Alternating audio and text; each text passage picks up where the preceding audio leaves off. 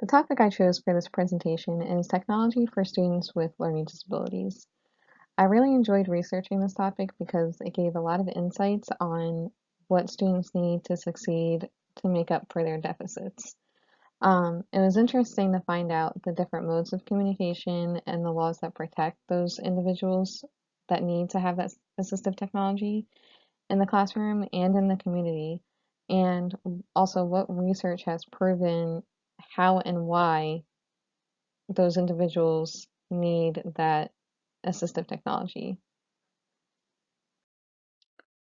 So the first question I wanted to look at was, what exactly is assistive technology? And the definition that I got from the book was any technology that enables an individual with a disability to compensate for specific deficits and includes low-tech or high-tech equipment. Also, any item, piece of equipment, or product system, whether acquired commercially off the shelf, modified, or customized, that is used to increase, maintain, or improve the functional capabilities of the individuals with disabilities. So basically, assistive technology helps those students with disabilities to do the same things as those students without disabilities. For some students who are nonverbal, they might need a talker or a communication board. Um, and another example is there might be a child who has trouble walking and they may need to use a walker or a cane to get around. So assistive technology has a wide range of ways to compensate for those physical, verbal, or academic difficulties. So there are so many options for assistive technology, and it's important to know what kind of technology goes with what kind of disability. And so, for example, if a student has trouble reading a story by themselves, they can use an electronic storybook. Or if they have trouble getting thoughts down on paper, they can use voice recognition devices that turns voice into text. And so that's a great help to that kind of disability. And there are also two kinds of disabilities, high and low. High refers to the assistive technology that's more electronic, and the low technology is like a cane or a walker.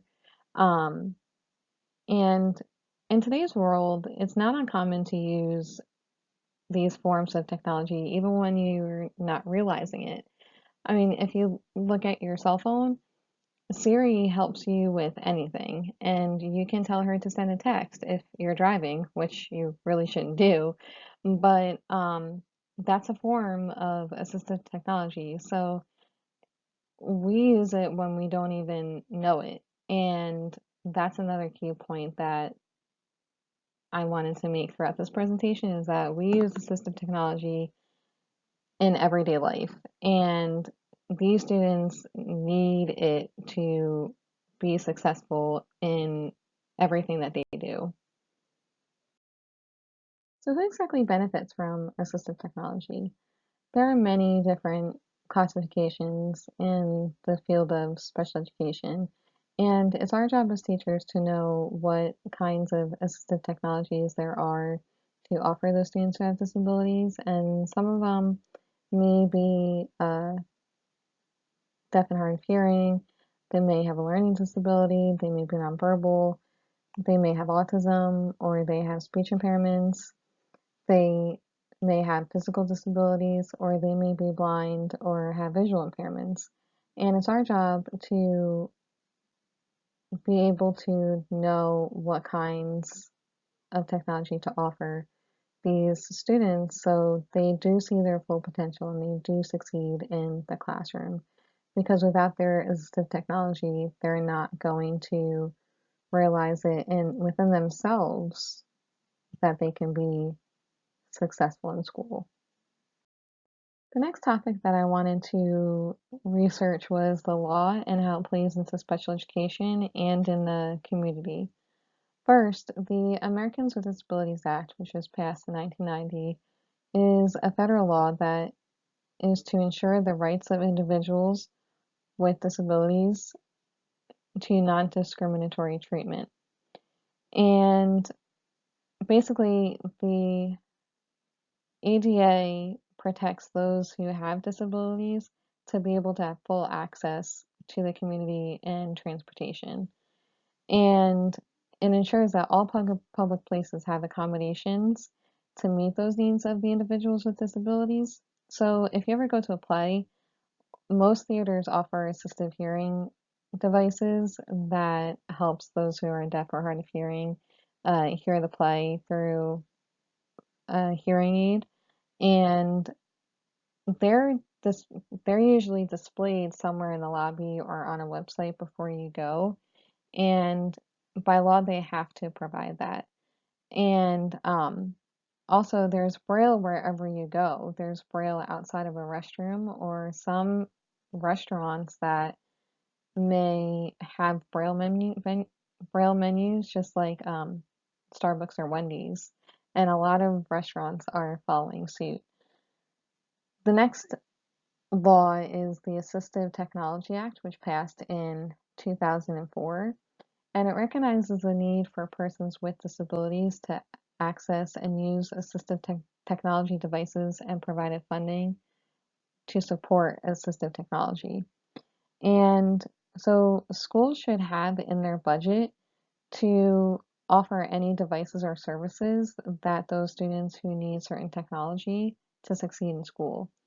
And some parents may have already devices in their homes and other forms of technology for their children.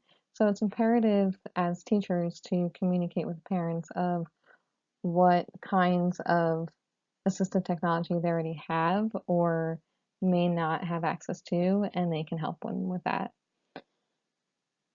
And part of my research I found in the book that applies to this. For many students with learning disabilities and related mild disabilities, their ease in operating computers in an area of strength that helps them overcome areas of severe difficulty, such as their abilities to read and write, they legally, the teachers need to have those computers available to be able to overcome their disabilities so they're successful in school. All of this is important to know as teachers, so you're in line with the law and that, there's no lawsuits that may come. And it's important to know all the parts of IDEA, ADA, the Assistive Technology Act, they all tie in together. So, and that protects that student to be able to get those services. So, the next topic that I wanted to touch on was the IEP process. And IDEA requires that the IEP team must consider whether the child needs assistive technology devices or services. And so if a student is new in the classroom and, they're struggling academically or physically, they need to have data to prove that they may need that assistive technology. So it's important for the teacher to keep track of that data as they get to know the student better. And they need to bring that up in the IEP meeting so the parents are aware of how they're struggling and what they need to succeed. Um, in the IEP meeting, the IEP team should discuss the 4 W's: where, what, why, and when of appropriate use for assistive technology when used by the student. And really, that shows if the student is using the assistive technology appropriately, if the student should use it in certain classes. Um, those are all important parts of what goes on in their IEP as well. So if Johnny is using his grabber and he's hitting a student with it instead of using it to reach up high for something, he's not using that appropriately, and that needs to be documented. So that's important to include in the data for the IEP meeting.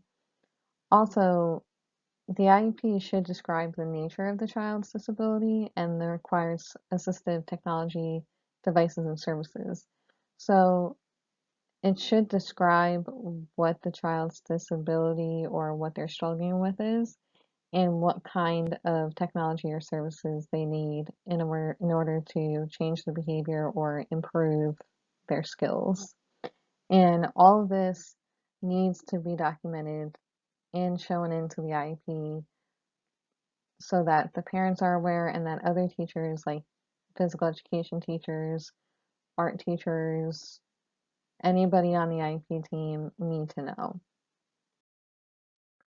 So there's a lot of controversial issues that go along with assistive technology. Some researchers think that it may play a role in test scores when it comes to standardized tests.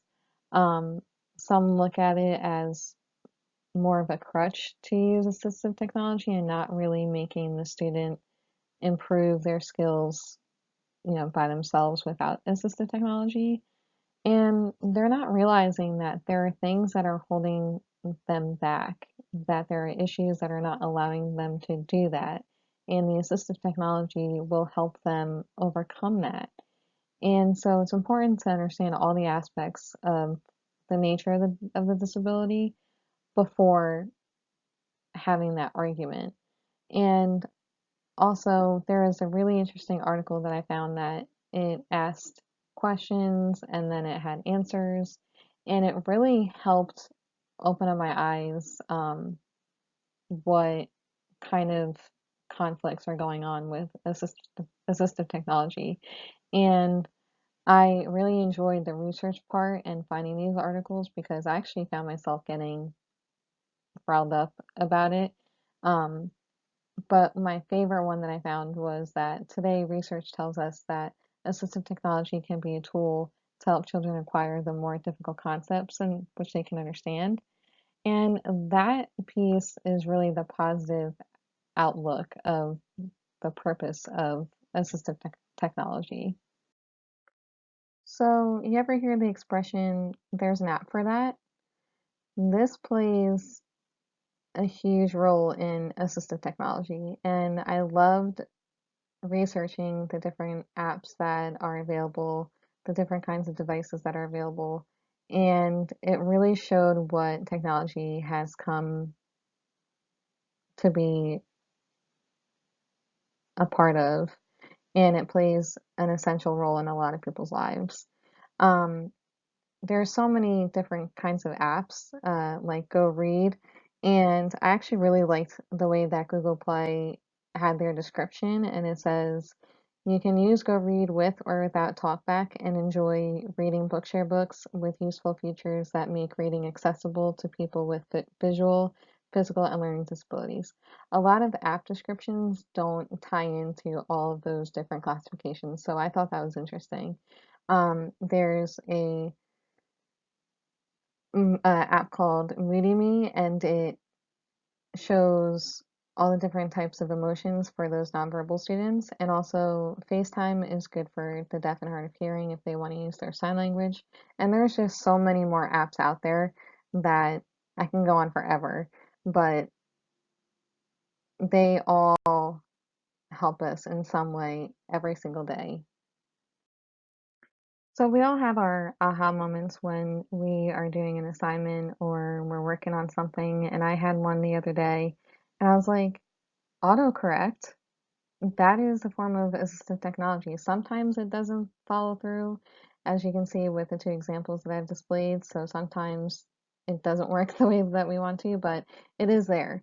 And also, texting has great assistive technology for like with emoticons and symbols to aid with expressive language. And also, the smartphones give us access to look up anything you want on the spot. So I had my aha moment with autocorrect. So to wrap up this presentation, I just wanted to touch base that it is our job as teachers to offer those students with disabilities, all of these kinds of different technologies that we have to offer. and to make sure that our students do reach their full potential.